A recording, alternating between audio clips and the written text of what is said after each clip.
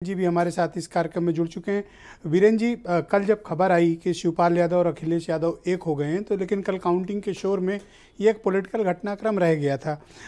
Political observers का ये मानना है कि ये जो चाचा भतीजा का अलायंस है ये बीजेपी को चुनौती देने में सक्षम है। क्या आप भी ऐसा मानते हैं? देखिए, उत्तर प्रदेश में अगर कोई चुनौती बीजेपी को दे रहा है तो समाजवादी पार्टी ही लड़ रही है।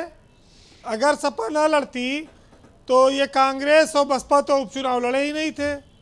फिर कौन जाता? एमआईएम लड़ने जाती कि लोकदल लड़ने जाती? रही बात मुलायम सिंह के जाने के बाद, जो उनके जीवन काल में नहीं हो पाया वो उनके जाने के बाद इस उपचुनाव में हुआ। बीजेपी ने एक सीट जीती जरूर, लेकिन एक टाइम ऐसा था कि जब समाजवादी पार्टी आगे चल रही थी लगातार सभी सीटों पर। और शिवपाल यादव के आने का असर ये है कि मैनपुरी में डिम्पल यादव को लाखों वोटों से बढ़त मिली। शिवपाल यादव को आप एक ऐसे नेता के तौर पर देख सकते हैं जिसने परिवार की खातिर त्याग किया, बलिदान किया, अपमान सहे, लेकिन वो आखिरी में फिर इस कुनबे को बचाने के लिए साथ आ गए। गुस्से में बहुत सारे निर्णय होते हैं। वो फिरोजाबाद में चुनाव लड़े, वहाँ हार गए, लेकिन जब मौका फर्ज निभाने का जब आया परिवार में, तो वो वहाँ पर खड़े रहे और अपनी पार्टी का 6 साल बाद आज उन्होंने विलय करने का ऐलान कर दिया।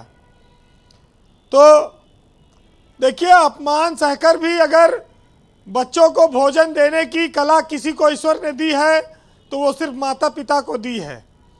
और जो खून के रिश्ते होते हैं वो जीवन में अलग नहीं हो सकते। चाहे जितना पानी पे लाठी मारो, बाद में फिर वो आके उसी में मिल जाएगा। आप इसको उसी नज़रिए से देखिए। सुरक्षा घट जाए, जांच हो जाए, पद रहा चाहे चला जाए, लेकिन जब खून को खून पुकारता है, परिवार ने पुकारा, तो शिवपाल यादव आगे आए और उन्होंने बहू के लिए, अपने भतीजे के लिए बहुत बड़ी कुर्बानी दी, बलिदान किया। इन सब की परवाह नहीं की कि आगे उनके साथ सरकार क्या सलूक करेगी। तो इससे बड़ा राजनीति में बलिदान क्या हो सकता है? यहाँ तो छोटी छोटी कुर्सियों के लिए बड़े बड़े ईमान बेचने के लिए लोग तैयार हैं। थोड़ी थोड़ी सुविधाओं पर लोग कहाँ कहाँ नहीं सर झुका देते हैं। तो ये चीज़ें अब दिखती हैं कि जसवंत नगर में शिवपाल यादव आज तक क्यों अजय थे और उनके आने का डिम्पल यादव को क्या फ़ायदा मिला। ब्रजेश जी, जब बात आती है गहराई की, तो लोग समुद्र की गहराई के लिए लिखते हैं, लेकिन आज तक ये नहीं लिखा गया कि उस पुरुष की आंखों में, उस व्यक्ति की आंखों में कितनी गहराई है, कितनी आंतरिक पीड़ा थी जो वो व्यक्त करते थे, लोग उसको समझ नहीं पाते थे। आज अखिलेश यादव शिवपाल के आने के बाद वो संघर्ष का ऐलान कर सकते हैं। उनके पास एक लीडर आ गया है जो लाठी से नहीं डरेगा, जो जेल जाने से नहीं डरेगा। वो चाहे जेल भरो आंदोलन करें, चाहे सड़क पे उतरे, चाहे समाजवाद का कोई भी नया वो आज आंदोलन रूपरेखा तैयार करें। शिवपाल यादव एक जुझारू नेता के तौर पर हमेशा रहे हैं। एक ज़माना था कि जब वो मुलायम सिंह के रहते तक तो उन पर कोई नहीं उंगली उठी, लेकिन परिवार की खटास में दूरियां बढ़ती गईं, अब वो चीज़ें ख़त्म हो गई हैं। ब्रजेश जी, शिवपाल और अखिलेश की मिलन की बात तो हो रही है, लेकिन मैं एक बात और रखना चाहता हूं कि बीजेपी हारी क्यों? बीजेपी के बारे में लोग आज ये कहते हैं कि उनका संगठन ये मान रहा था कि सरकार तो है ये चुनाव जिताएगी ही। योगी जी सभाएं कर ही रहे हैं, चुनाव पलट देंगे, तो संगठन शायद सरकार के भरोसे बैठा रहा, योगी के भरोसे बैठा रहा कि जिताने की जिम्मेदारी इनकी है, इसलिए बीजेपी शायद चुनाव हारी। ये लोगों ने बात कही। अब अकेले एक आदमी के दम से अगर चुनाव मेहनत से जीता जाता तो संगठन की जरूरत क्यों थी?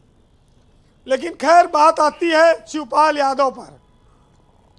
कहते हैं कि बड़ी अजीब मुलाकातें होती थी हमारी, वो मतलब से मिलते थे और हमें मिलने से मतलब था।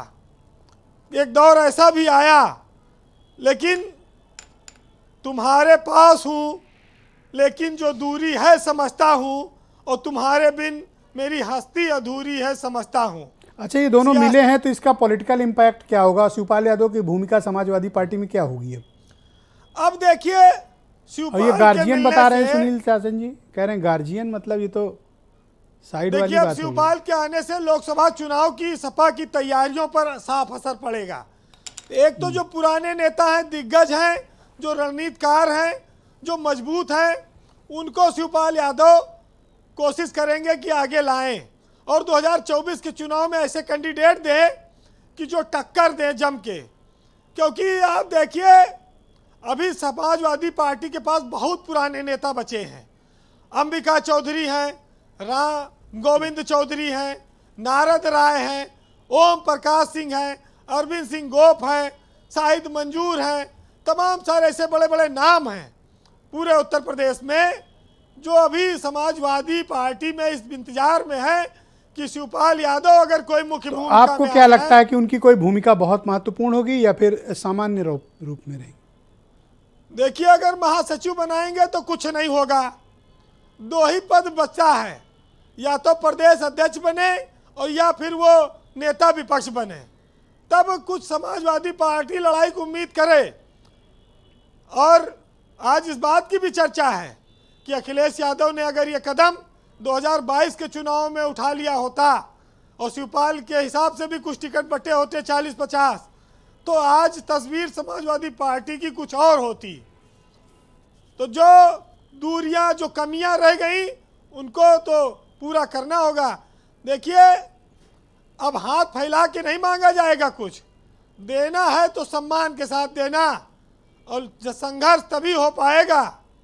तो कुल मिला के बात इतनी है ब्रजेश जी, बीरेन जी। बहरहाल शिवपाल यादव और अखिलेश एक परिवार हैं, एक खून है, रिश्ते में भले चाचा भतीजा हैं, अलग हो गए थे, लेकिन जब पुकार हुई, जब संकट आया, जब परिवार की बात आई तो एक हो गए जी।